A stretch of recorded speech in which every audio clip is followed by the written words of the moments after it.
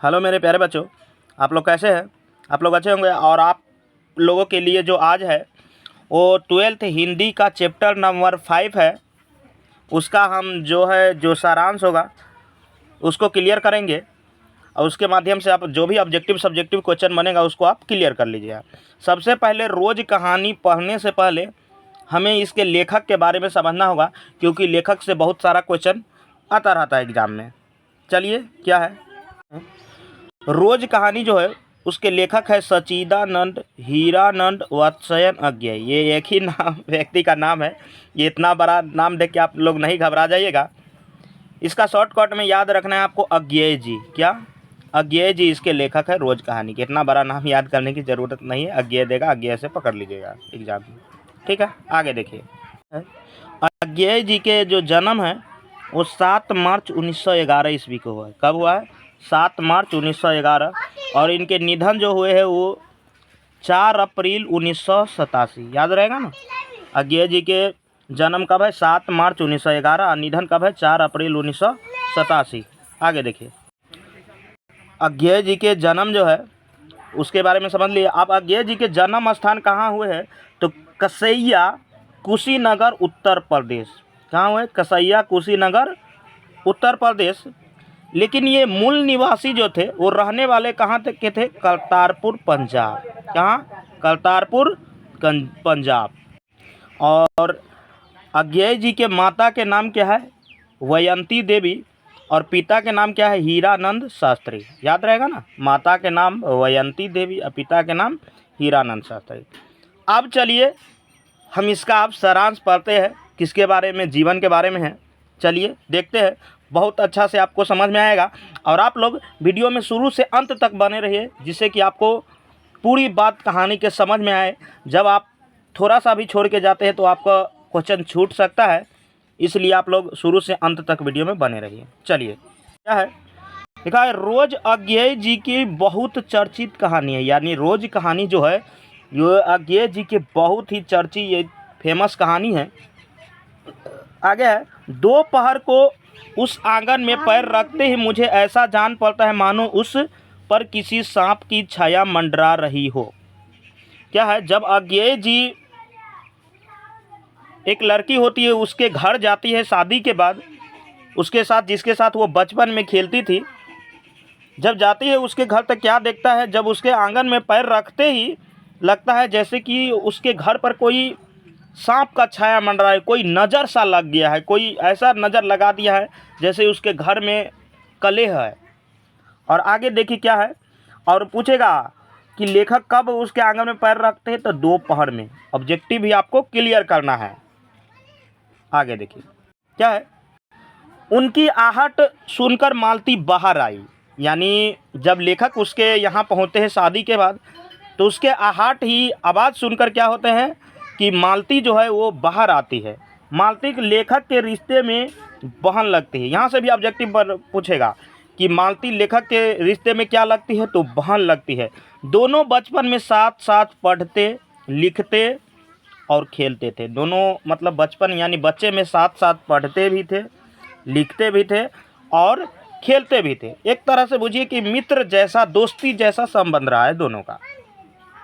क्या है, विद्यार्थी जीवन में मालती अत्यंत चंचल लड़की थी। उसे पढ़ने से अधिक खेलने में रुचि थी। यानी विद्यार्थी जीवन में, यानी जब स्टूडेंट थे हुए, तो उसे क्या थे?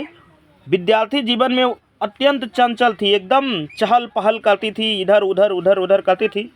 लेकिन उसे खेलने, पढ़ने से ज़्यादा क्या था? खेलने में रुचि था। यानी पढ़ाई में उसको कम मन लगता था, जबकि खेलने में उस लड़की का ज़्यादा मन लगता था।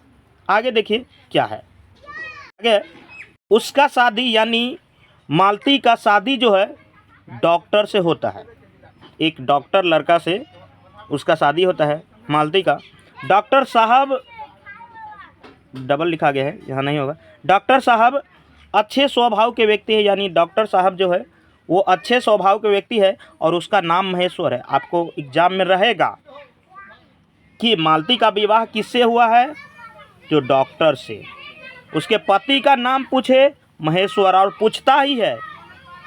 और आप लोग एक छोटा सा भी चैनल को ना इतना सपोर्ट कीजिए ना वो भी एक दिन बड़ा सा बड़ा चैनल बन जाए। ठीक है, तो समझ गए ऑब्जेक्टिव यहाँ पर भी 2 को बनता है कि उस मालती का विवाह किससे हुआ था, तो डॉक्टर से।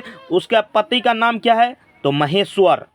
क्या, महेश्वर। आगे देखिए क्या है, मालती उसके साथ उसी पहाड़ी क्षेत्र में सरकारी रूम में रहती है। क्या है, मालती जो है उसके पति जो है पहाड़ी क्षेत्र में रहते हैं, वहीं मालती भी रूम लेकर रहती है। पूछ भी सकता है कि मालती किस क्षेत्र में रहते हैं दोनों पति पत्नी, तब पहाड़ी क्षेत्र में। कहाँ रहते हैं, पहाड़ी क्षेत्र में। लेखक एक बार मालती से मिलने आते हैं। लेखक एक बार क्या होता है, शादी के बाद मालती से मिलने आते हैं। लेकिन क्या होता है, विवाह के बाद मालती का स्वभाव एकदम बदल गई थी। मतलब बच्चे में जैसे वह खेलती कूदती थी लेखक के साथ, लेकिन अब शादी के बाद उसका बुझिए पूरा एकदम स्वभाव ही बदल गया है, पूरी तरह से अलग ही दिखाई पड़ता है। उसका जीवन शैली मशीन तुल्य हो गया है, यानी उसका जीवन जो है वो मशीन की तरह है। इसीलिए कहानी का नाम है रोज, यानी रोज की तरह उसका खटखट के ज़िंदगी, रोज़ सुबह से लेकर रात तक काम करना उसका वह मशीन की तरह हो गया है। जैसे मशीन को हम बंद नहीं करते, वही मालती एक मशीन की तरह है, सुबह से लेकर रात तक काम करती रहती है। वह सुबह होकर अपने पति के लिए नाश्ता बनाती है। जब वह सुबह उठती है तो सबसे पहले उसके पति जो है डॉक्टर है, उसके लिए क्या होते हैं, वो नाश्ता बनाती है।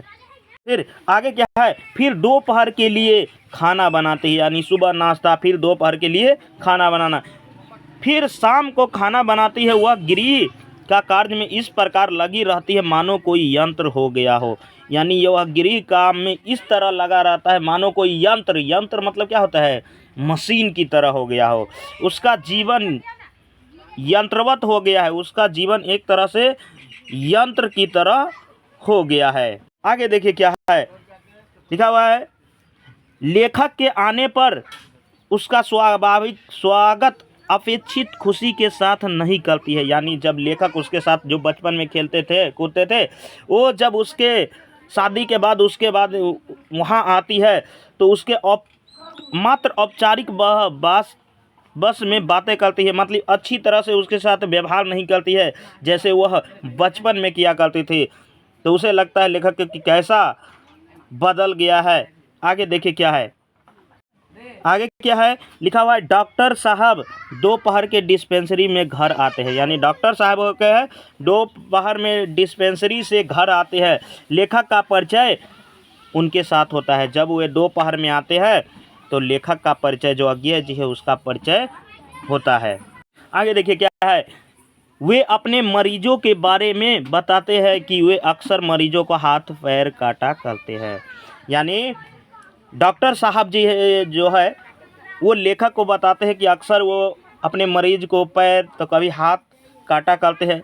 छोटे छोटे जख्म गैंग्रीन हो जाता है, यानी छोटे छोटे जख्म जो गैंग्रीन हो जाता है जिससे अंग वह गलने लगता है।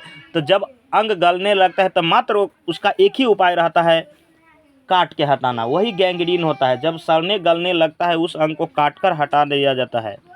ठीक है, तो समझे गैंग्रीन क्या है। पूछता भी है गैंग्रीन क्या है, या गैंग्रीन का चर्चा किस कहानी में है, तो रोज। ठीक है, आगे देखिए, फिर हाथ पैर काटकर ऑपरेशन करते हैं। हाथ पैर कभी गैंग्रीन हो जाने से लोगों को हाथ पैर काटते हैं तो कभी उसका ऑपरेशन करते हैं। इसमें एक बात छूट गया है, मालती के जो बच्चे का नाम है उसका क्या नाम है, याद रखिएगा, टी क्या, टी।